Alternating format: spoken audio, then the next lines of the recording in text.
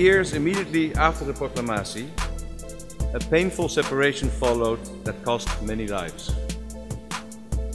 In line with earlier statements by my government, I would like to express and repeat regret and apologies for the excessive violence on the part of the Dutch in those years. And I do so in the full realization that the pain and sorrow of the families affected continue to be felt today. It is a hopeful and encouraging sign that